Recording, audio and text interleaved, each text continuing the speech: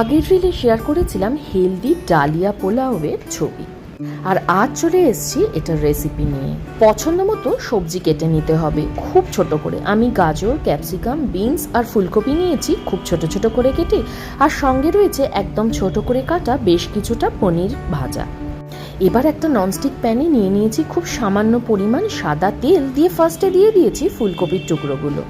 ফুলকপির টুকরোগুলো হালকা একটু ভেজে নিয়ে পরপর বাকি সব সবজিগুলোই দিয়ে দিয়েছি একসঙ্গে। গ্যাসটা সিমে রাখবো আর সামান্য নুন দিয়ে হালকা হাতে প্রত্যেকটা সবজি ভালো করে নাড়াচাড়া করে ভেজে নিতে হবে। এদিকে হাফ কাপ পরিমাণ ডালিয়া নিয়ে প্রায় 15 থেকে 20 মিনিট জল দিয়ে ভালো করে ধুয়ে ভিজিয়ে রেখে দিয়েছি। এখন ডালিয়াটা পুরো জল ঝরানো অবস্থায় দেখলেন। এবার ডালিয়াটা ওই ভাজা সবজির সঙ্গে মিশিয়ে ভালো করে ভেজে নিতে হবে।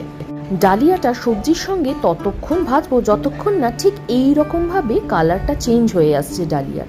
দেখুন পুরো ডালিয়াটার কালার যখন চেঞ্জ হয়ে যাবে তাতে দিয়ে দেবো পরিমাণ মতো চিনি। যেহেতু পোলাও বানাচ্ছি সেহেতু একটু মিষ্টি টেস্ট হলে ভালো লাগবে।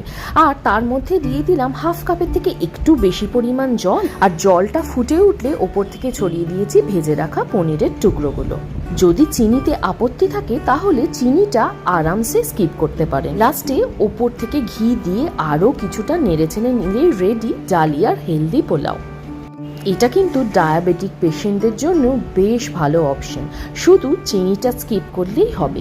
সঙ্গে ইচ্ছা মতো আরও অনেক কিছু ভেজিটেবল অ্যাড করে দিতেই পারেন, তবে জলের মাপটা দিতে হবে একদম আন্দাজ মতো।